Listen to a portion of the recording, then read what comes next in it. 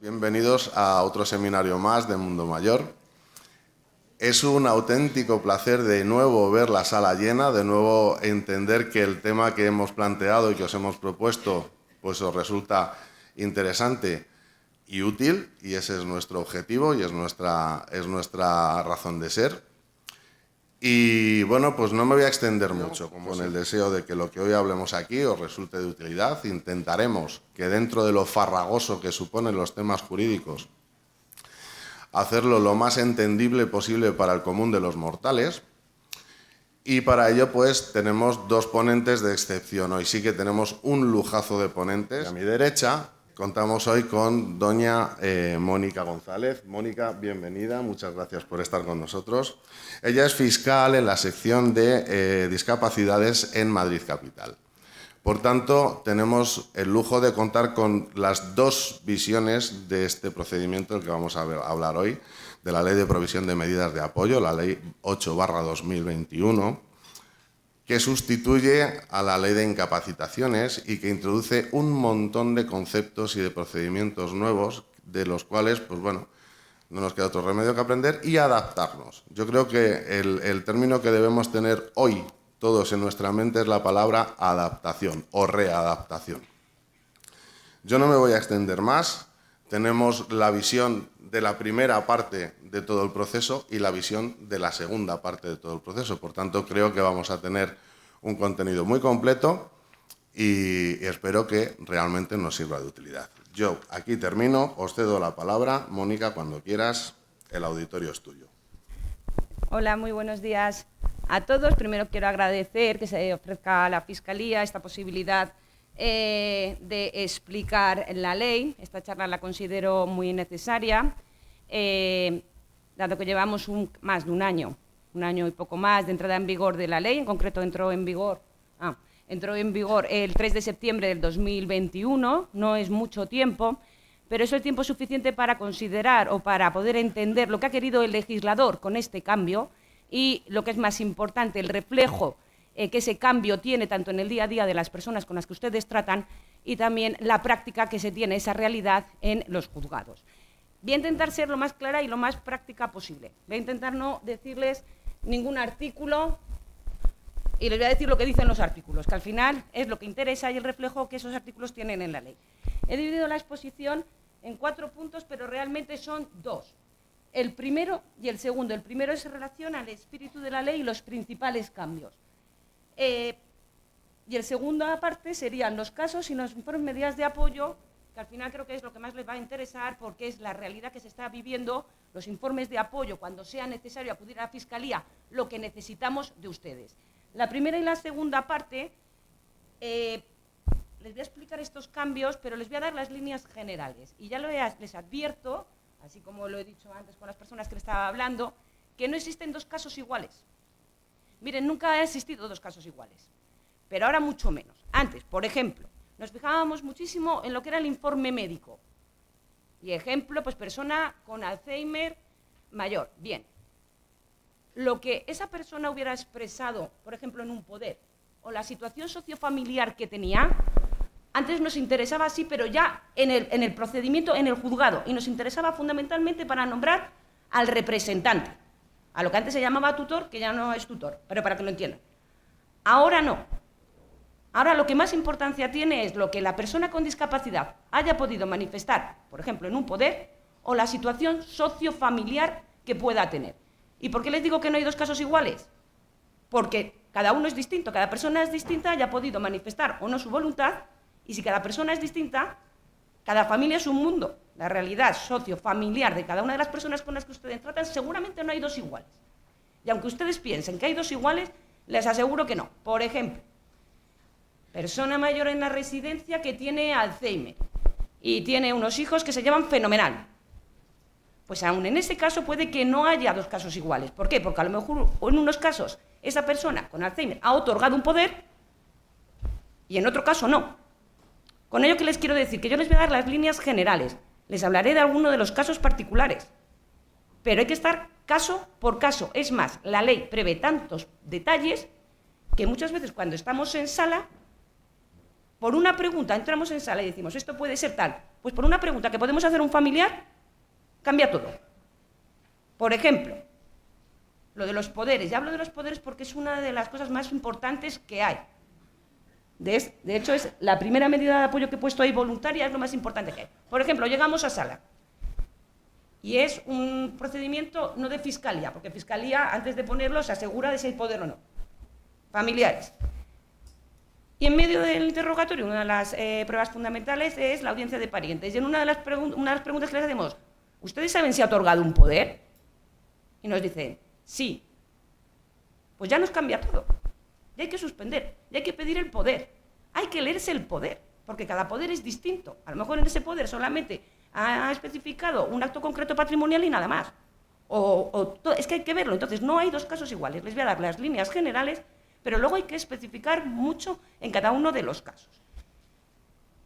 En relación al tercer y a la cuarta parte de la ponencia, miren, lo que pretendo, y ya me doy por satisfecha y por eso quiero ser muy clarita, es para que les sirva, por lo menos, primero para explicar a los familiares las posibilidades que tienen, las posibilidades que ofrece la ley y la prioridad que establece la ley. ¿Y por qué digo esto? Porque en sala todo lo que les voy a contar es lo que hemos estado viviendo este año en los juzgados. Porque en los procedimientos ahora, en la sala, antes también lo hacíamos, pero ahora con mayor insistencia con todas las modificaciones que había. Antes preguntábamos, ¿por qué inician ustedes este procedimiento? ¿Quién les ha informado de este procedimiento? Entonces, a lo mejor antes nos decían, bueno, nos sirve para proteger. Vale. Pero es que ahora les tenemos que preguntar, ¿si han tenido? ¿Por qué inician? ¿Han tenido algún problema con la administración? ¿Han tenido algún problema con los médicos por protección de datos? ¿Han tenido algún problema con los bancos? Ya me consta que hay bastantes. Pero si no han tenido ningún problema, el fiscal, y créanme que como fiscal, lo siento mucho, tengo que pedir que se desestime esa solicitud. Porque si no es necesario el procedimiento para algo, el fiscal tiene que decir que no, si no es necesario, no es para proteger, como luego les voy a explicar. Eso ya no existe. Entonces, someter a una familia a un procedimiento judicial, que yo entiendo que los juzgados pueden asustar, aunque en esta materia no asustan especialmente, pero bueno, es una inquietud. Hay veces que nos dicen, no hemos dormido porque vamos a venir aquí.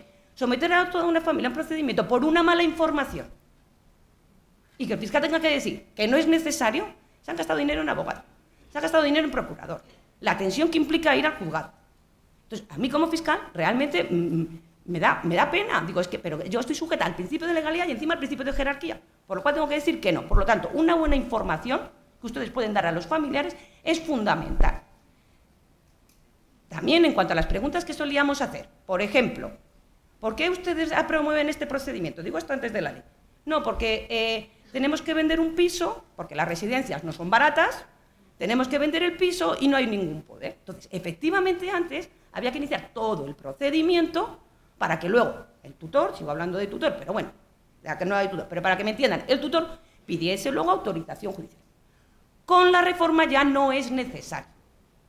¿Por qué? Porque se ha creado la figura del guardador de hecho y en este caso se permite, para ese caso en concreto, que el guardador de hecho solo pida autorización para la venta de ese piso.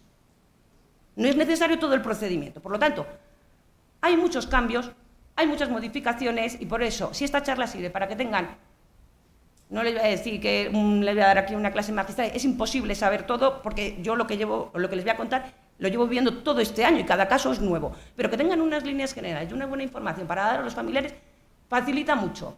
Les facilita a ustedes y lo fundamental, facilita a los familiares y a las personas con discapacidad. Y en segundo lugar, para el caso que haya que acudir a la Fiscalía, porque luego les voy a hablar de la legitimación y la intervención del fiscal, para los casos en los que haya que acudir a la Fiscalía, los informes de medidas de apoyo. ¿Qué necesitamos de ustedes? Miren, yo considero que todos somos una cadena, cada uno tiene su trabajo, su especialidad. Ustedes tienen la suerte, porque es una suerte, de tener la inmediación con los familiares, luego nos llega a nosotros el procedimiento, y entonces, si ustedes saben lo que nosotros necesitamos de ustedes, será mucho más fácil, será mucho más ágil. Por ejemplo, yo no tengo ni idea de medicina, y aquí tenemos una de las pruebas básicas del procedimiento, es la prueba forense. Aquí, de hecho, tenemos a 2 forenses del juzgado que ya saben exactamente lo que necesitamos de ellas para poder informar, por lo cual, si sabemos cada uno qué necesita el otro, todo será mucho más ágil y al final terminaremos resolviendo los problemas, que es de lo que se trata en esta materia. ¿Con esto qué quiero decir? Y les pongo casos que he tenido esta semana. Me han llegado 2 informes sociales. Uno de servicios sociales de zona y otro de residencia. Me han tocado a mí por reparto, porque en la Fiscalía no los reparten. El primer informe de los servicios sociales de zona, no se preocupen que no voy a decir ni centro ni residencia. Servicios sociales de zona, sus informes. Vivienda en propiedad. La segunda parte que suelen poner. Datos de interés. Señor de 76 años. Vienen los familiares, está en situación de riesgo, no les abre la puerta. Se pide a la Fiscalía que adopte las medidas de soporte. Vamos a ver. Si ustedes han tenido a los familiares delante, lo mínimo poner los nombres de los familiares que han acudido. Teléfonos, algo para que si se llega a la Fiscalía podamos tener contacto nosotros con ellos. En segundo lugar, situación de riesgo. Vamos a ver, cuenten cuál es la situación de riesgo. Pongan algo, porque si ustedes nos adelantan eso, nosotros iremos más rápido. Entonces, informes completos. Por eso digo informes de medidas de apoyo. Segunda que he recibido esta semana, que es que no me voy lejos. Residencia, que tiene varias residencias. Cambien los modelitos. No puede ser que es, ha ingresado, lo de siempre, fulanito de tal. La autorización, que luego hablará Eloisa de los internamientos, vale. Entonces, se pone informe del médico, del trabajador social, del psicólogo. Consideramos que está en causa de incapacitación. Ya no existe la incapacitación. Te ponemos en conocimiento para que el Fiscalía inicie el procedimiento de incapacidad. No existe el procedimiento de incapacidad. Han tenido 1 año para cambiar los modelos. Si realmente nos ajustamos a lo que nos ponen, yo lo archivo. Yo no puedo atender esta solicitud porque ya no existe la incapacidad. ¿Vale? Entonces, espero que con esto podamos llevar a algún resultado práctico. Bien, el espíritu de la ley y los principales cambios. Miren, van unidos. El espíritu de la ley tiene su base en la famosa Convención Internacional sobre los Derechos de las Personas con Discapacidad, que es del año 2006. En España hubo una ratificación, un instrumento de ratificación en el 2007, pero bueno, se ratificó junto con su protocolo en el año 2008. Y el propósito de esta convención era promover, proteger y asegurar el goce pleno y en igualdad de condiciones de todas las personas con discapacidad de todos los derechos fundamentales y libertades públicas. Esto queda muy bien, ¿vale? Desde el año 2008 ha habido muchísimas modificaciones parciales. Y como fiscal les digo que desde el año 2008 tenemos circulares e instrucciones de todo tipo. Bien, ha habido varias modificaciones, les puedo, a lo mejor recuerdan la del derecho de sufragio, que ahora todo el mundo tiene derecho a votar, la de la esterilización, hubo otras modificaciones o reformas en otros ámbitos, en el Código Penal y demás. Bien, pues esta ley lo que pretende es la adecuación a todo nuestro ordenamiento jurídico, sobre todo civil y procesal, es decir, en los procedimientos donde nosotros intervenimos, para conseguir este propósito de promover, proteger y asegurar el ejercicio de la capacidad jurídica de todas las personas con discapacidad en igualdad de condiciones. Y dentro de toda la convención y de la ley, la fundamental es en el artículo 12, no hace falta que lo busquen, le digo yo lo que dice que todas las personas tienen capacidad jurídica, en igualdad de condiciones que los demás. Entonces, claro, dice una persona con discapacidad en iguales condiciones que los demás. Vale, entonces, ¿qué hace la ley? Ordena a los poderes públicos para que adopten las medidas necesarias de apoyo para que las personas con discapacidad puedan ejercer esa capacidad jurídica en igualdad de condiciones. Quédense con la palabra apoyos. Es determinar los apoyos que esa persona con discapacidad va a necesitar. Bien, por lo tanto, se trata de determinar si una persona necesita medidas de apoyo, en este caso, en qué actos concretos necesita ese apoyo y, por supuesto, fundamental, respetando voluntad, preferencias y deseos de esta persona con discapacidad. el respeto a la voluntad de las personas con discapacidad es fundamental. Y de hecho, en las medidas de apoyo, las primeras que he puesto son las voluntarias. Si no se puede determinar esos deseos, preferencias, sobre todo cuando ya nos llegan los procedimientos de las personas que ya son muy mayores, hay lo que se está haciendo en los juzgados y he de decir que de una manera extraordinariamente sensible. Bueno, no les he dicho, yo estoy en Madrid Capital, somos 7 fiscales, aquí tenemos el gusto de tener a la decana y a la jefa, espero que no me diga nada de lo que estoy diciendo, que yo también tengo jefes, y luego en todas las fiscalías existe algún fiscal que esté especializado en esta materia. Lo que diferencia a Madrid Capital de otros sitios, y me consta, y de Madrid Comunidad, es que los juzgados no están especializados. Pero aquí sí que están especializados. Ya hay 5 juzgados, otro más de internamientos. Pues les digo que por mi experiencia, en cuanto a la búsqueda de esa voluntad, de esas preferencias de las personas a las que ya es muy complicado poder mantener un diálogo. Ustedes trabajan con personas de residencias que no se saben.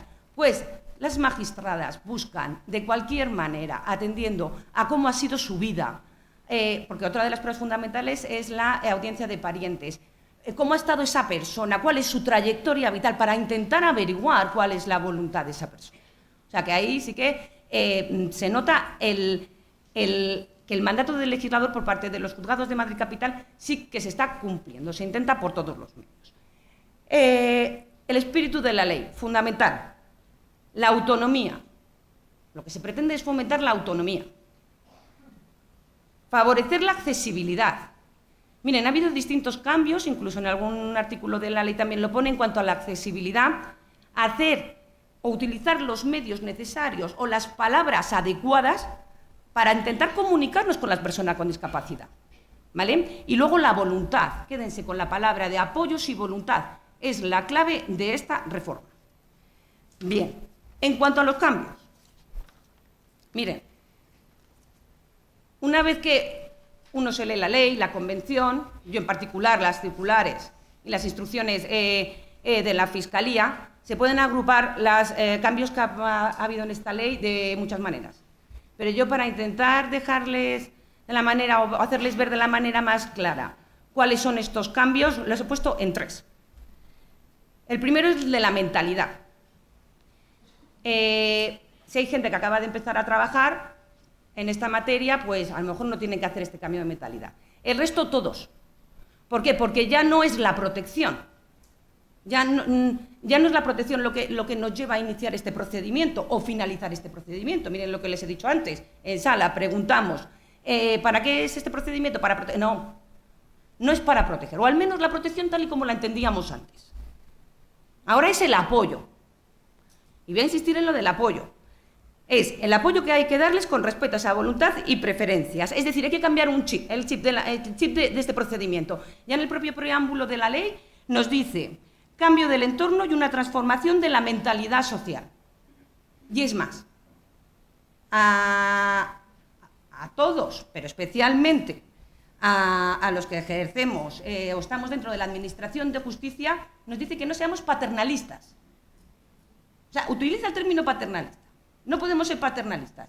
Ya no estamos para ahí pobre que hay que proteger. No. Nos lo está diciendo el propio preámbulo de la ley. Y esta mentalidad implica también cambio de perspectiva. Y ahí me voy un poco a lo que les he dicho antes. Ya hubo una reforma en el año 2011, la ley 26/11 del 1 de agosto, que también trataba de adaptar la normativa de la Convención al ordenamiento jurídico español, que hacía referencia al artículo 49 de la Constitución, en fin, que teníamos en aquella época, cuando se promulgó todo, un espíritu como más médico, más de rehabilitar a las personas. Pero dice que no, que ya no tenemos que tener ese espíritu ni esa mentalidad, sino dice específicamente que configura la discapacidad como un complejo conjunto de condiciones, muchas originadas y agravadas por el entorno social. Nos vuelve otra vez a lo que es el entorno social. Miren, y aunque esta ley es del año 2011, es verdad que en los juzgados todavía estábamos pues con la protección, con el informe médico y no tanto con lo que era el entorno social. Eso era en la práctica, más o menos. Pero es que ahora la ley nos lo dice. Ahora es el entorno social lo que más va a influir. Y por otro lado, la nueva ley transita desde lo que era la incapacitación, conforme al criterio médico, pero es que ya no es necesario determinar la causa de esa incapacitación. Entre otras cosas porque se ha suprimido uno de los artículos, que era el artículo 200 del Código Civil, donde se nos determinaba esas causas de incapacitación. Ahora vamos más al entorno social, a saber si una persona necesita medidas de apoyo, si esas medidas de apoyo están establecidas fuera de los juzgados, cuando es necesario acudir al apoyo o a la medida de apoyo judicial, en qué aspectos concretos y quién va a ejercer esa medida de apoyo. Por eso les digo que la mentalidad hay que cambiarla. Si no se cambia de mentalidad no se puede entender esta ley. En segundo lugar, y en cuanto a los cambios, los terminológicos. Miren, les voy a decir, hablando de los cambios, cuando ya sé que la ley puede ser muy farragosa y demás, cuando no entiendan o una ley, intenten y les interese, esa es otra, claro, cuando a todo el mundo le interesa, y les interese, yo les voy a dar un truco para que puedan llegar a comprender la ley, y es leerse la exposición de motivos y el preámbulo. Porque en la exposición de motivos y en el preámbulo el legislador intenta explicar por qué se está haciendo esa modificación, ¿vale? Entonces, aquí, el cambio de mentalidad es fundamental, si no, no me van a entender lo que estoy diciendo.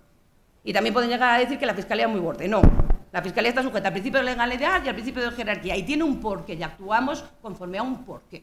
Bien, segundo cambio terminológico. No existe ni la incapacidad, ni la incapacitación, residencias, cambio de modelito.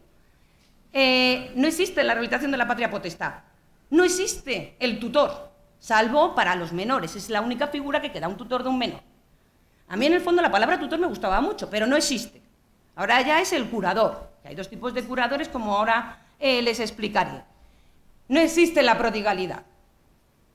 Esos términos hay que quitarlos. Hay cosas que a lo mejor pueden facilitar y se pueden equiparar. Ahora, cuando explicamos, por ejemplo, en las revisiones, a un anterior tutor le decimos, no, ahora usted es curador con facultades de representación. Y se quedan así. Prácticamente viene a equipararse, pero que ya no se puede hablar de tutor. Bien. Y ahora voy a las medidas de apoyo. Bien. Miren, les he dicho que la finalidad de la ley es permitir que las personas con discapacidad puedan ejercer la capacidad jurídica en igualdad de condiciones que los demás. Cambio de sistema. Antes, cuando se llegaba a los juzgados, puede ser, esto lo dice la ley, bueno, puede ser, lo pone de una manera muy dura, pero es así. Se sustituía la voluntad de la persona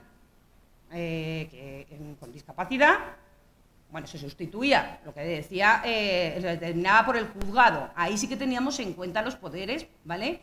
Y también el entorno sociofamiliar, pero no era tanto. También es verdad que la ley establece unos criterios específicos de quién tiene preferencia para ser curador o no. Ahora, es fundamental en el momento que se manifieste o tengamos algún documento donde la persona con discapacidad haya determinado quién quiere que ejerza esas medidas de apoyo, se va a respetar. Muy difícil que lo podamos cambiar. Hay unas excepciones que luego les explicaré, pero vamos, cambio total. Ahora es la sustitución. Sustituíamos la voluntad de la persona y ahora lo que hacemos es respetar la voluntad de la persona. Antes había dos figuras fundamentales, que eran la tutela y la curatela. Y ahora se establecen en el artículo 250, les digo el artículo, pues no sé por qué me sale, pero el artículo 250 del Código Civil, las 4 medidas de apoyo que se establecen. Primera, voluntarias. Segunda, guardador de hecho. Es la figura estrella. Yo no entiendo de fútbol, le voy a decir a Ronaldo, pero me queda un poco anticuada. Es la figura estrella. La curatela, que puede ser representativa y asistencial, y el defensor judicial. Ojo, las dos primeras. No interviene el juzgado, salvo para algún asunto que ahora les iré especificando. Es un título no formal. Formal judicialmente, quiero decir. La curatela, defensor judicial, ahí sí que requiere la declaración judicial. La voluntaria, y son subsidiarias, digamos, tiene preferencia la voluntaria, luego va el guardador de hecho, y luego la curatela ya cuando lleguemos a los juzgados, que ya les advierto que los juzgados aquí cuanto más lejos mejor. ¿vale? Además, porque no es necesario. Ay, bien. Las voluntarias son, ahora se lo detallaré un poco más y lo que se puede hacer y los problemas que tenemos. Las voluntarias son las establecidas por la propia persona ante notario, puede ser mandatos, poderes preventivos, hay posibilidad también de autocuratela. Se le da una preferencia fundamental. La guarda de hecho, ya les he dicho, es una medida informal y es en la que se basa la ley. Y es antes también existía, pero ahora se le da tanta preferencia que en el momento que haya un guardador de hecho, luego se lo voy a explicar un poco más, pero para que tengan la idea, en el momento que haya un guardador de hecho que actúe adecuadamente y sea suficiente, ya no intervenimos en el juzgado, ¿vale? Luego están las medidas judiciales, que es la curatela, que ahí les voy a explicar un poco la diferencia entre la representativa y la de asistencial, y les voy a explicar la práctica de los juzgados, las pruebas que se realizan. Se lo digo para que lo entiendan, para que cuando luego pasemos al tercer y al cuarto punto no digan que aquí o somos bordes o la Fiscalía. Es que me consta que muchas veces lo dicen, porque es que tampoco explicamos, todo tiene un porqué, no lo hacemos por esto, todo tiene un porqué, ¿vale? Común a todas estas medidas. Primero, quien la ejerza tiene que actuar. Quien la ejerza, me da igual que sea la voluntaria, el guardador de hecho o el curador, respetando siempre la voluntad, deseos y preferencias de la persona con discapacidad. Común a todas ellas, no pueden ejercer estas medidas de apoyo quienes, en virtud de una relación contractual, presten servicios asistenciales, residenciales o de análoga naturaleza. Y común a todas ellas son las prohibiciones que tiene quien ejerza cualquiera de estas medidas de apoyo. Primero, no puede recibir liberalidades, ni de la persona con discapacidad ni de sus causavientes, hasta que en su caso no se haya aprobado la gestión correspondiente. Segunda, no pueden prestar ese apoyo cuando en ese mismo acto intervenga en nombre propio o de un tercero y haya conflicto de intereses. No pueden actuar. Y tercera prohibición, cualquiera que sea, no pueden adquirir a título oneroso bienes a la persona con discapacidad ni transmitirle bienes por igual título. Vale, empezamos ya. Voluntaria, me he liado mucho, ¿no? Bueno, no estoy cambiando pero así me hacen más caso a mí, ¿no? Dicen. ¿Me lo han dicho? Digo, se me va a olvidar. Y dice, no, así me hacen más caso. Vale, pues fenomenal. Vamos a ver. Entonces, entramos en materia. Yo no sé, tengo una hora, ¿no? Pero entramos, luego voy rápido. Entramos. Voluntarias, ya les he dicho algunas cosas. Es no judicial. Son las que se establecen en acta notarial, poderes y mandatos preventivos. Y es la propia persona con discapacidad la que ha manifestado o va a manifestar quién debe prestar los apoyos, el alcance que va a tener esos apoyos. Es decir, cualquier persona, ustedes mismos ya pueden prever que para un futuro, quién le va a prestar las medidas de apoyo, si solamente es en las personas o en los bienes, puede establecer el régimen de actuación que puede tener, el alcance de las facultades que se le da al apoderado, la forma o las medidas u órganos de control. Es decir, aquí de lo que se trata es que una persona, y esto pueden avisar, porque esta es una de las cosas que pueden informar a los familiares de las posibilidades mientras puedan ir a un notario. Hay notarios que dicen, sí, ante mí comparte con plena capacidad, y otros, vale, pues entendemos. Bien, pues mientras puedan tener esto, esta es la posibilidad que tienen para evitarse los juzgados. ¿Cómo sabemos si alguien tiene un poder? A ustedes entiendo que les será más complicado. En la Fiscalía, lo primero que hacemos, cuando nos viene un expediente, primero, DNI, fundamental, porque no se crean que la Fiscalía es inhumana y trata todo con números, no. Ustedes tienen la inmediación, pero nosotros pedimos el DNI por lo menos para tener la cara de la persona. Eso se lo puedo asegurar, no son números. Y lo que pedimos es la partida literal de nacimiento. ¿Por qué? Porque el notario está obligado a comunicar al registro civil los poderes que otorga la persona. Y en el momento en que yo sé que hay un poder notarial o una escritura, yo la pido. Porque de eso va a depender que yo siga o no siga. Entonces, ustedes pues le pueden preguntar a los familiares si ha otorgado algún poder o no. Ahora hay que estudiar los poderes porque hay muchos tipos de poderes. A lo mejor una persona, ya les digo, otorga un poder solamente para la venta de las fincas que tienen en Almería. Hay otros que es para todas las cuestiones patrimoniales. Hay otros poderes que son todo, abarca el ámbito personal y patrimonial. Entonces hay que estudiar, y les digo que hay poderes que son muy complicados, que yo como fiscal los tengo que subrayar y leer 3 veces. O sea, pero hay que ver el tipo de poder que se tiene. ¿Por qué? Porque a lo mejor estamos en sala, les he contado, hay un poder, nos traen un poder y resulta que solamente el poder se limita al aspecto patrimonial, ¿vale? Pero a lo mejor hay que establecer medidas de apoyo para el ámbito personal, para tomar decisiones. Continuamos para el ámbito personal. Y es que el tema, y luego hay poderes que tienen cláusula de subsistencia y otros que no. Es decir, que lo de los poderes es todo un estudio. A lo mejor hay la próxima conferencia que venga un notario y a lo mejor incluso vengo yo a delimitar. Vale. Problemas que se nos plantean con los poderes. Miren, aquí ya es un ámbito procesal, de procedimiento. Porque es que antes, si había un poder, lo que les he dicho antes era, se iniciaba persona con Alzheimer, iniciamos el procedimiento, informe médico súper importante, y luego teníamos en cuenta lo que era la familia o la voluntad para nombrar el tutor. Bien, antes, las magistradas podían extinguir ese poder en la misma sentencia, porque no iba a convivir el poder que hubiera otorgado con la resolución judicial. Ya no se nos permite en el mismo procedimiento. Para extinguir ese poder, tenemos que ir a un nuevo procedimiento. Por lo cual, imagínense, y encima están legitimados para iniciar ese nuevo procedimiento de extinguir el poder, las personas que estén legitimadas para iniciar este procedimiento, o bien el curador. Por lo cual aquí nos han complicado todo. Porque antes llegábamos, y vale, y la magistrada en la sentencia decía, nombramos tutor a fulanito, se extingue el poder. Se tenía en cuenta, obviamente, a las personas. Es una de las preferencias que pone la ley en cuanto al nombramiento, y antes lo ponía tutores, algo la persona hubiera dicho, pero bueno, pero se podía extinguir ahí, en ese mismo procedimiento. Ya no.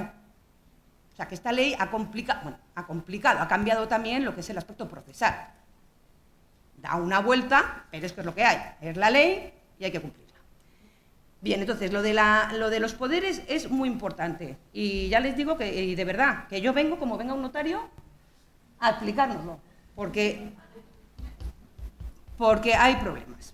Vale, entonces, la diferencia de este poder, en el supuesto de que estemos en sala, ahora la mayor parte, luego os explicaré, la mayor parte de las veces en las que interviene o inicia el procedimiento la Fiscalía, ahora tiene carácter subsidiario, ¿vale? Es cuando no haya familiares. Entonces, que nos vienen muchas veces de ustedes los informes. Entonces, yo pido el DNI, para tener la cara de la persona, por lo menos la cara, y les aseguro que la inmediación es fundamental, y eso yo no lo tengo. O sea, es muy importante. Por eso luego los informes de apoyo ya les explicaré. El DNI, partida literal de nacimiento. Si yo tengo la partida literal de nacimiento, veo que hay un poder, probablemente, dependiendo del poder, y si lo entiendo, dependiendo del poder, puede que yo archive las preprocesales, porque yo considero que no hay motivo para iniciar el procedimiento, porque a lo mejor el poder es muy completo, la persona ya ha previsto lo que ella quiere, cómo quiere, qué actos quiere, pues ya para qué vamos a iniciar un procedimiento judicial, es un absurdo. Entonces, y ahí les digo, y ahí hay una novedad y tienen que darle las gracias a la decana que está aquí, porque yo antes archivaba el procedimiento y archivo. Yo lo veo, archivo y ya está. Y entonces a los 3 meses había casos que llamaba el trabajador social, hemos mandado a la Fiscalía, pero además enfadados, hemos mandado a la Fiscalía y no nos comunican. Y le decía al trabajador, o sea, al funcionario nuestro, no, se ha archivado. ¿Por qué se archiva y tal? Ojo, los datos que podemos dar desde la Fiscalía son muy limitados, y más por teléfono. O sea, damos los datos. Pero, y yo es verdad que yo no comunicaba el archivo, yo lo archivaba y punto. Ahora les vamos a comunicar cuando lo archivamos.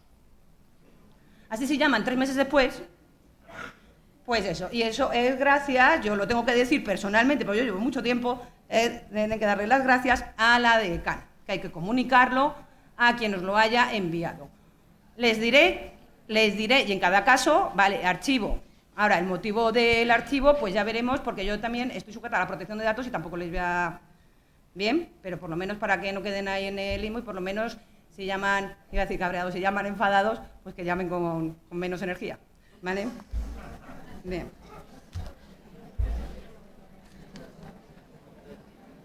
Segundo, esto me parece que no va a tener su fruto porque se están riendo, llamarán igual, ¿eh? ¿Qué fiscal lo lleva? No se dicen nombres, que esa es otra. En fin. Segunda figura, guardador de hecho. Digo segunda, pero es la figura estrella. Es la figura estrella. Miren, normalmente, bueno, es una medida, no es informal, no es judicial. Normalmente serán los familiares los que ejerzan esta guarda de hecho. Y si esta guarda de hecho es suficiente y adecuada, no es necesario ningún procedimiento judicial para establecer medidas judiciales de apoyo. Es que piensen, es que si estamos en la sala y preguntamos por qué, pues es que se va al juzgado para algo, no para...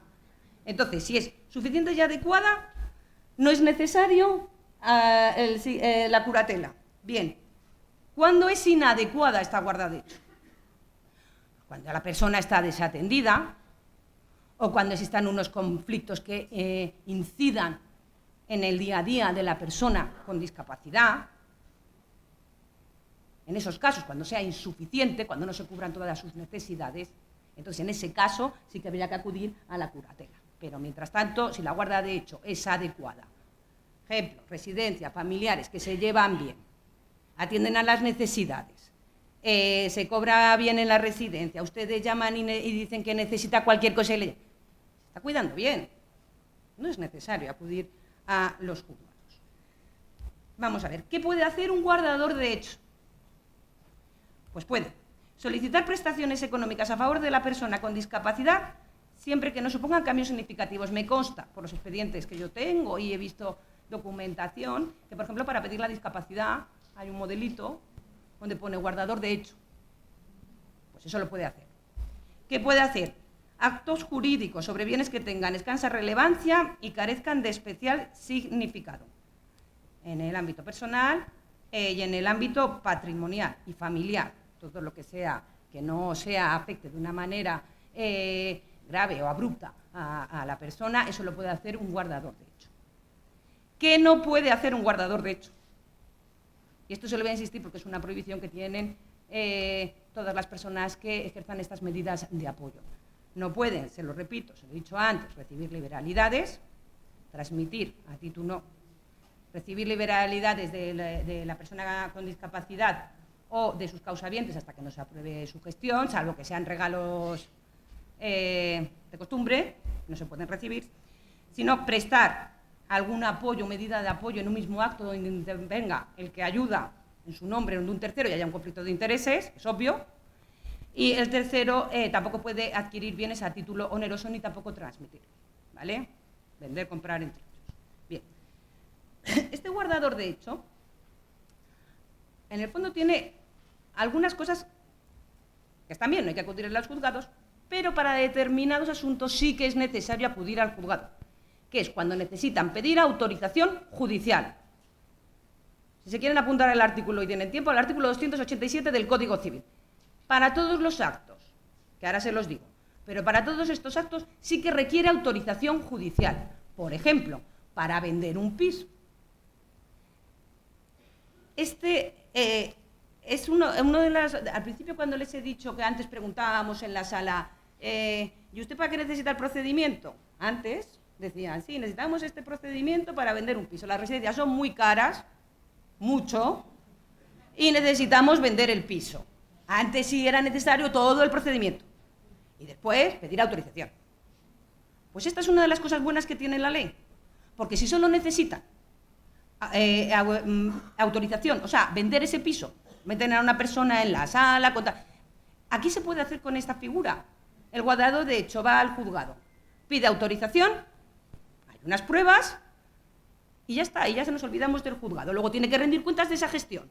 Pero ya nos olvidamos del juzgado, ya no ni medidas judiciales de apoyo ni nada, solo para eso. También necesita autorización para arrendar un bien por más de 6 años. Arrendar. Actos susceptibles de inscripción registrada. Disponer títulos, bienes a título gratuito. Renunciar derechos. Hacer gastos extraordinarios. Gastos extraordinarios que a veces a lo mejor son reformas que valen más que casi una casa, a veces que nos encontramos. ¿Vale? De 50.000 euros, hombre, pues miren. Dar y tomar dinero a préstamo y también muy importante interponer demanda en nombre de la persona que necesita apoyo. Para todas estas cosas sí que se necesita autorización judicial. Pero ¿cuál es la diferencia que teníamos con relación anterior? Que aquí el guardador de hecho pide autorización judicial, se celebra prueba, se celebra vista, informa el fiscal. A ver lo que dice. Resuelve su señoría, luego, ¿se autorizará o no? Si se autoriza, tiene que rendir cuentas de esa gestión, y aquí hemos terminado con el juzgado. Entonces, esta figura sí que es importante para eso. Porque evitamos todo un procedimiento, ojo, y un procedimiento y una continuidad de un procedimiento en los juzgados. Porque ustedes bien sabrán, porque además lo habrán pedido los hasta ahora tutores, que todos los años tenían que rendir cuentas ante el juzgado. Con lo que ello implica. Pedir informe médico a la residencia, pedir un informe social a la residencia y aparte lo que no tenían.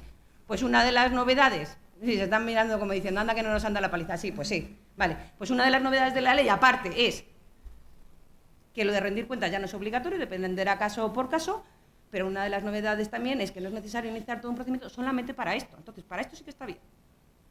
Una guarda de hecho, ¿vale? Pues informen bien a los familiares.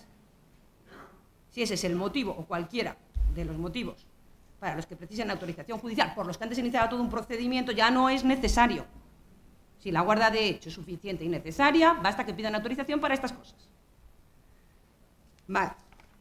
Curatela, no sé ni qué tiempo tengo, ni ya me llevo cuánto. Vale, todavía tengo. Tranquilos que llego a los informes de medidas de apoyo y que sí llego. No lo duden que llego. Voy rápido. Vamos. Curatela. La curatela. Esta sí que es una medida formal de apoyo. Requiere la resolución judicial. ¿Cuándo procede? Pues procede cuando no hay medidas voluntarias, cuando no hay guardador de hecho, cuando el guardador de hecho lo ejercita de una manera insuficiente o inadecuada. Ustedes le costan, y a mí también, esto ya hay mucha gente sola, que no tiene ni familiares, ni tiene apoyo, bueno, pues a lo mejor también es necesario la curatela, familias desestructuradas, aunque tenga familia, o personas que tengan familiares pero que no estén legitimados, sobrinos, hay muchos casos, y cada vez estoy viendo más, por cierto, personas solteras sin hijos, pero con sobrinos, entonces todos van a la residencia, y allá hay conflicto. Bueno, pues a lo mejor ahí también es necesario establecer una curatela si ese conflicto impide el buen cuidado y atención tanto en el aspecto personal como patrimonial de la persona con discapacidad. O sea, que las personas que no cuenten con nadie, también cuando se vean abusos, les puede establecer la curatela. Hay dos tipos, la representativa y la asistencial. La representativa es cuando realmente la persona ya no puede manifestar lo que quiere, no puede expresar lo que quiere, es lo que viene a ser la anterior tutela, ¿vale? Es un apoyo muy fuerte, es representativa, le está representando. Y la asistencial es una medida de apoyo como más suave, se requiere la colaboración de los dos, digamos, ¿vale? La tutela representativa, vamos a ver, para que lo entiendan, es la tutela anterior de persona con Alzheimer, que no GDS, sino, bueno, GDS, aquí están las forenses, GDS 5 o 6, ¿no? O lo que sea, entonces hay que nombrarle a alguien que le represente. La asistencial, pues a lo mejor un deterioro cognitivo muy leve que requiere el apoyo más suave, ¿vale? Les voy a explicar. Lo primero, fundamental, esto es ya cuando entramos en materia que va a ir a procedimiento a sala. Competencia. A ver, la competencia de los juzgados es donde esté la persona. Si ustedes tienen la residencia en Madrid Capital, serán los juzgados de primera instancia de Madrid Capital. Si lo tienen fuera de Madrid Capital, que no sea 28, es que lo sé por los códigos, 28.0, si no es 28.0, pues donde sea. Móstoles, en donde sea. ¿Por qué digo esto? Porque es muy importante. Si ustedes comunican, y esto lo digo ya por la Fiscalía, si ustedes comunican que alguien está en la residencia, lo comunica a la Fiscalía Madrid Capital, pero luego hay un traslado, porque a la plaza la han concedido en donde sea, comuníquenlo a Fiscalía con la misma rapidez que comunican que alguien tiene un problema. ¿Por qué? Porque entonces ya no somos competentes nosotros. Entonces, lo que no puede ser es que yo ponga un expediente, llegue al juzgado, estemos en sala y digan, no, si es que hace 5 meses se lo llevaron. No, hombre, no. Es fundamental lo de la competencia. También seremos más ágiles, es decir, lo mismo que comunican a la Fiscalía correspondiente. No sé si aquí todos son de Madrid Capital o habrá alguno de fuera de la comunidad, no lo sé, pero bueno, a la Fiscalía. Y si esa persona se la traslada por cualquier cosa, inmediatamente se vuelve a comunicar a la Fiscalía para que podamos enviar todo el expediente al compañero y que sea más ágil. ¿Vale? La legitimación. ¿Quién está legitimado para interponer el expediente de medidas de apoyo? Bueno, está el Ministerio Fiscal, la propia persona con discapacidad. Ya hemos tenido bastantes casos de las propias personas que piden estas medidas de apoyo. El cónyuge, que no estuviese separado legalmente, de hecho, estuviese en situación asimilable, ascendientes, descendientes y los hermanos. Todo el mundo, y ustedes también lo saben, tienen que poner en comunicación de la Fiscalía cuando exista algún caso donde ustedes crean, no que, como les he dicho antes en informe de la residencia, que esté incapacitado y que no. Cuando ustedes crean que hay alguna persona que necesita medidas de apoyo, están obligados a ponerlo en comunicación de la Fiscalía. Ahora les digo, la Fiscalía actuará cuando las personas que les he dicho antes, el cónyuge, ascendientes, descendientes y hermanos, no existan, o sea, actuamos con carácter subsidiarios, y en alguna ocasión, cuando aunque existan estos familiares, pues realmente haya tal conflicto, o por ejemplo, persona que tiene hijos, sí, pero si no les hacen ni caso, pues ahí también interviene la Fiscalía, ¿vale? Con carácter subsidiario. O cuando haya familiares que no estén legitimados. Los sobrinos no los he mencionado entre las personas legitimadas, por lo cual, si es persona soltera que no tiene hijos ni hermanos, también interviene la Fiscalía, ¿vale? O intervenimos siempre, pero iniciamos el expediente en la Fiscalía. Entonces, si recibimos sus expedientes, pues es fundamental los familiares, ¿vale? Primero los familiares. La Fiscalía siempre va a intervenir, pero va a iniciar el expediente cuando no haya familiares que estén legitimados o bien no atiendan a la persona correctamente, ¿vale? Y luego las personas que estén solas. Ahí siempre va a iniciar el expediente la Fiscalía, ¿vale? La Fiscalía, cuando inicia un expediente, ya voy corriendo, pero les voy a explicar un poco el procedimiento a los casos y a los informes de medidas de apoyo. Los juicios, para que entiendan todo lo que les he dicho, hay 3 pruebas fundamentales. El fiscal pone el expediente o los familiares ponen el expediente. Las 3 pruebas fundamentales que se hacen en sala o en el juicio son la entrevista judicial de la persona con discapacidad. En este caso en Madrid Capital también estamos presentes en esta entrevista judicial, no en todos los sitios está presente, pero aquí en Madrid sí que estamos presentes. Y en esta entrevista judicial lo que intentan hacer los magistrados es ver, es fundamental el informe médico forense, pero es ver hasta qué punto esta persona se puede comunicar, puede manifestar su voluntad, cómo es el día a día de esta persona, si es autónoma, si va en silla de ruedas, pues ya más o menos dices, pues no es autónoma y va a necesitar apoyo para las actividades básicas de la vida diaria, si entiende, hacen unas entrevistas tan asombrosas que les preguntan, les enseñan incluso, sacan su monedero, si saben para ver el dinero, que te hablan de pesetas, te hablan más o menos para saber un poco por dónde hay que ayudar. La segunda prueba fundamental es la audiencia de parientes. En la audiencia de parientes se escucha a los parientes y fundamentalmente por 2 motivos. Primero, para saber cómo es el día a día de las personas con discapacidad y, en segundo lugar, para ver si la persona que se va a establecer de medida de apoyo es adecuada. Normalmente, si todos los familiares están de acuerdo en que tienen 4 hijos, que sea uno de los hijos, pues normalmente no se va a poner ningún impedimento. Salvo, como nos pasó una vez, no sé si estabas tú, Eloisa, antecedentes penales, y tenía unos antecedentes penales de 15 folios. Entonces, obviamente, por mucho que los familiares dijesen que era estupendo, pues, y encima, a ver qué tipo de delitos también, pero es que esto eran estafas y tal, como que no. ¿vale? Pero que normalmente la audiencia de parientes, si todos están de acuerdo, más sabe lo con su casa que el cuerdo en la ajena, era algo así. Bien. O, no sé, también estabas tú, es que hemos coincidido mucho en sala, que sacamos todos de acuerdo en que fuese uno de los hermanos, sacamos antecedentes penales, y yo me quedo, y se queda el juez. Pues era que tenía antecedentes penales por delitos de terrorismo. Y entonces, pero todos estaban de acuerdo, que era el más normal de los hermanos. Y entonces, claro, que si no, no sé, a lo mejor era verdad y los otros tenían, porque no, pero no nos metimos en el otro. Pero fue impactante, de verdad, que llevo tiempo. Y cuando todos están contentos y yo veo el antecedente penal, digo, bueno, esto no es una alcoholemia, no sé, bueno, que tampoco vamos, no voy a ser yo aquí la que diga que hay que cometer delitos, pero vamos, que una alcoholemia y terrorismo pues tiene su diferencia, bien.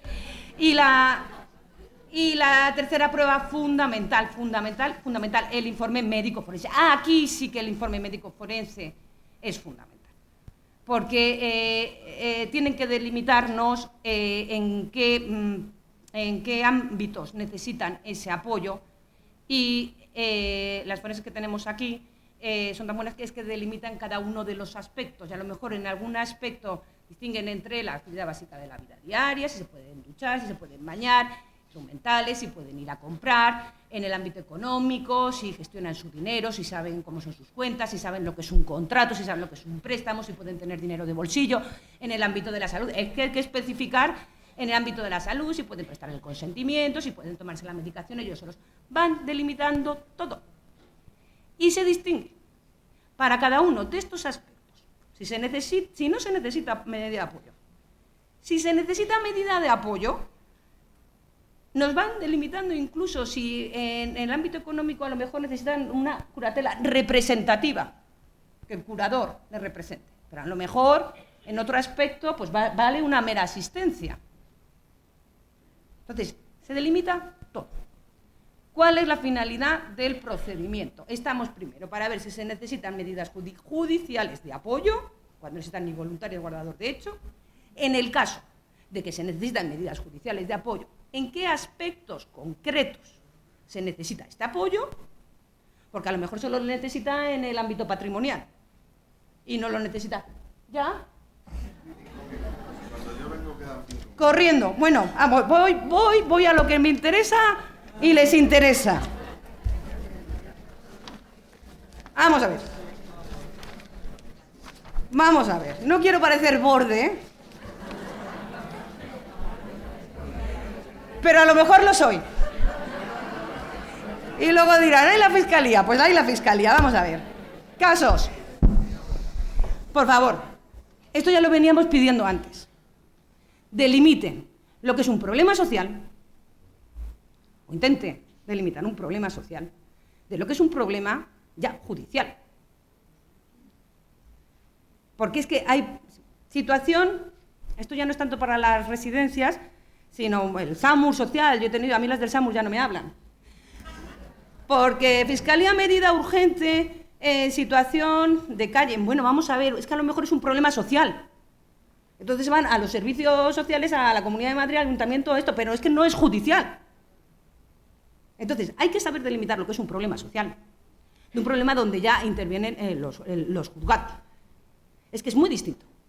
Entonces ya les digo que a mí, SAMUR social, situaciones de calle, no se ducha, perdone.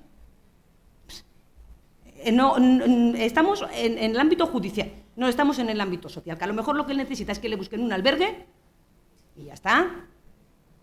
Vamos, que hay que estar, les digo, no es que se aborde, vamos a ver, hay que estar caso por caso. Les he explicado la ley, les he explicado cuándo actuamos, les he explicado las preferencias de uno y otro. Por lo tanto, cuando no se interviene es por algo, no hay dos casos iguales. En Fiscalía nos llegan informes de todos los sitios, de los hospitales, de los servicios sociales, incluso de médicos directamente que nos lo envían. En estos informes necesitamos que nos den todos los datos que haya, todos los datos que ustedes tengan. Porque del más mínimo detalle puede que sigamos o que no sigamos. No hay ningún caso igual. Familiares que se lleven bien, que no necesiten para nada, vale. Familiares que se lleven mal. Bueno, si hay un conflicto que realmente pueda afectar a la persona, comuníquenlo. pero con todos los datos y también, si ustedes saben cuál es el origen del conflicto, comuníquenlo. Personas que no tienen familiares, eso lo tienen que comunicar. Eso lo tienen que comunicar. En los informes, se diferencian mucho los informes que mandan los servicios sociales de los que mandan las residencias. Miren, los de las residencias lo tienen más fácil. Porque yo entiendo que los servicios sociales tengan más complicado. En la residencia tienen ustedes al médico, tienen al trabajador social, tienen el listado de visitas, quién visita a la familia, quién no visita a la familia. Los servicios sociales no. Pero de los servicios sociales, intenten mandarlos en los informes. Aparte de los datos que ustedes sepan, los datos de los familiares. ¿Desde cuándo se inicia la intervención? Porque hay veces que se inicia la intervención, ponen, se empezó a iniciar la intervención hace 10 años. Bueno, ¿y por qué lo mandan ahora a la Fiscalía? Cuando en unos informes sociales nos ponen que la persona, pero expliquen por qué lo mandan ahora y no hace... Cuando en un informe social ponen, que es que esto me hace mucha gracia, en un informe social pone persona con deterioro cognitivo y cosas médicas que yo no entiendo. Y digo, vale, ¿cómo lo saben los servicios sociales? Pues si ustedes han podido adquirir del centro de salud, indíquenos cuál es el centro de salud. Porque entonces ya tenemos que pedir nosotros el informe al centro de salud. Eso los servicios sociales. Las residencias. ¿Desde cuándo ingresó? El auto de internamiento, que creo que lo hice, ahí ya no me meto porque ya no me da tiempo, ya me están mirando. El auto de internamiento, fundamental, hay que pedirlo. Pero, aparte de eso, desde cuándo está ingresada, los familiares que visitan, si está protegida, es que ya si está protegida, ya difícil que nosotros iniciemos el expediente. ¿Cómo se gestiona ese dinero? ¿Cómo se paga la residencia? Si hay conflicto entre los familiares, datos de los familiares, y por supuesto el informe médico más completo que puedan. Porque es verdad que en las residencias tenemos el informe médico. Los servicios sociales yo entiendo que sea mucho más complicado, pero por lo menos danos los datos del médico del centro de salud donde podamos también pedirlo de una manera más completa. Y hay que delimitar, por un lado, entiendo, trabajadores sociales, pues todo lo que es el aspecto social. Ya les he indicado, mínimo detalle que sepan, comuníquenlo. Datos de los familiares, comuníquenlo. Teléfono si tienen el teléfono. Porque es que así agilizamos todo. Vale, ¿cómo se están gestionando? O si ustedes saben, porque eso sí que ustedes sí que muchas veces lo ponen, que digo, mira, grado de discapacidad recibe la pensión X. Eso también es importante, porque muchas, y les digo, muchos de los expedientes que está iniciando la Fiscalía este año con el carácter subsidiario, porque antes poníamos demandas de todo el mundo, subsidiario, muchos de los que están iniciando ustedes y que nosotros estamos legitimados, a muchas veces, a casi todas proponemos como curador a la agencia madrileña. Y es bueno que también ellos sepan, porque yo lo voy a poner en el expediente, la pensión que cobran o se ha gestionado, porque eso también ustedes lo ponen. Cualquier actuación que se haya realizado, pónganoslo. ¿Vale? Datos. Eso, el informe social, fundamental. Y luego tenemos el informe médico, que obviamente por protección de datos, entiendo que a lo mejor no les dan los datos o lo que sea, pero por lo menos indíquenos dónde nosotros podemos pedirlo, porque vamos a enviar un modelito que nos van a tener que rellenar con estos datos. Los médicos, si es posible. ¿Vale? Porque de un mínimo detalle podemos iniciar el expediente o no. Me voy conociendo pues, los informes sociales de determinadas residencias, no voy a decir residencias, y los informes sociales de distintos servicios de zona, que, fíjense lo que les digo, me gustaría ir algún día, porque es verdad que es muy interesante ver cómo ustedes trabajan para poder yo entender lo que hacen. Quiero decir, les he dicho, ustedes tienen la inmediación y les aseguro que la inmediación para mí es fundamental. Y tienen esa suerte. Porque ustedes me trasladan lo que sea y luego yo la inmediación ya la tengo en sala. Y hay muchas veces que me puedo llevar un buen chasco. Del papel a lo que vemos, a lo mejor no tiene nada que ver. Miren, y les voy a contar esto un poco así para que ustedes entiendan. Yo también estoy en el ámbito penal, en Plaza Castilla, en guardias, y me llega el atestado de la policía y me ponen una redacción, ¿qué dices, caray? Y luego ves a las personas y muchas veces no tiene nada que ver. Digo, si yo veo a esta persona antes, entonces, en la redacción que hagan ustedes, pueden poner todos los calificativos que quieran, todos los adjetivos que quieran, pero intenten ser lo más objetivos posibles. Persona en situación de desprotección. Explíquenme por qué ustedes consideran que esta persona está desprotegida. Ojo, aunque ahora con la palabra protección todavía soy paternalista. Ojo, cuidado. Pero, ¿por qué lo envían a la Fiscalía? Pequeños detalles que a lo mejor para ustedes no son importantes, para nosotros sí lo son. Si ustedes saben que se ha derivado al hospital a determinada persona, comuníquennos en el hospital, porque les aseguro que la Fiscalía va a pedir el informe. Es más, servicios sociales, tenemos un gran problema muchas veces porque luego no conseguimos citar a las personas que ustedes dicen. Un gran problema. Y el Constitucional nos lo ha liado más porque antes podíamos pedir, con mucho esfuerzo, un internamiento involuntario para valoración. Ya casi no lo podemos pedir, porque se atenta a los derechos fundamentales. Bueno, pero eso daría para otra charla. La de los notarios y la de los internamientos para otra charla. Vale, entonces, dennos datos. Persona que está en la calle, está por la zona de la Puerta de Alcalá, venga ya. ¿Entienden? Pero ustedes saben que les ha derivado, le ha pillado y le ha derivado a un hospital. Díganoslo, y eso sí que nos lo tienen que decir con urgencia. Porque si está en el hospital, cuando llega a la Fiscalía, podemos valorar ahí. Entonces, hay que delimitar primero lo que es urgente y lo que no es urgente. Y luego, todas las situaciones, si ustedes creen de verdad, por la inmediación, que a una persona hay que establecerle medidas de apoyo, que tiene que intervenir la Fiscalía, comuníquenlo, bien. Pero comuniquen explicando el porqué. El por qué ustedes ven, ustedes tienen esa inmediación. ¿Por qué esta persona está en riesgo? Pues el caso que les he dicho al principio. Han venido los familiares que están preocupados que no abre la puerta. Pues llamen a los bomberos. Quiero decir, explíquenme por qué. Porque les voy a decir otra cosa. El ser mayor no significa que sea equivalente a necesitar medidas de apoyo. Hay personas que tienen 75 años que a lo mejor tienen la cabeza mejor que ustedes y seguro que yo. Ojo con eso. Porque además, las personas con las que tratamos, o que son, digamos, bueno, queda muy mal decirlo, pero que son sujetos pasivos de nuestro procedimiento, personas mayores, sí, de residencia, sí, voluntarios, medidas voluntarias, fundamental, guardador de hecho, fundamental, pero luego también en relación a los servicios sociales de zona, ya no son tanto personas mayores y tal, hay muchas veces, hay otros tipos de problemas mentales. Pues un esquizofrénico o un bipolar o problema que se nos plantea ahora también, por ejemplo, los drogodependientes. Vamos a ver que a lo mejor ahí nosotros no te intervenimos. Porque de hecho, por ejemplo, para los internamientos o para establecer en un centro de media y larga estancia, eso es un internamiento a lo mejor voluntario o no involuntario. ¿Qué hacemos? Persona mayor que viene porque su hijo gasta, si gasta el dinero en drogas, pues mire, a lo mejor ahí podemos meter mano en el dinero y un poco corregirle. Pero se droga y está en la calle. Y luego también hay que pensar que las medidas de apoyo judiciales que se van a establecer van a servir para algo práctico. Entonces les digo, todos los datos que sepan, hasta lo mínimo. No, espera, esta ya es la última. No, de verdad, es que me van viniendo flashes de acumulación de escritos que leo de ustedes. Es que los tengo aquí, los voy viendo. El vecino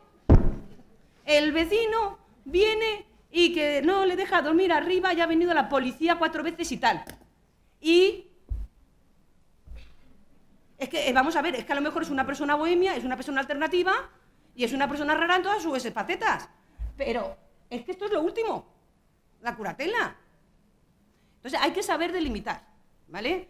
De todos modos, recibiremos los escritos, les comunicaremos, sí o no. Tenemos que comunicar el archivo, gracias a la decana, lo sigo insistiendo, el archivo o que hemos iniciado el procedimiento, para que ustedes se queden tranquilos de que hemos iniciado el procedimiento, ¿vale? Bueno, ya está, porque estoy quedando de borde. Muchas gracias, Mónica. Estoy quedando de borde.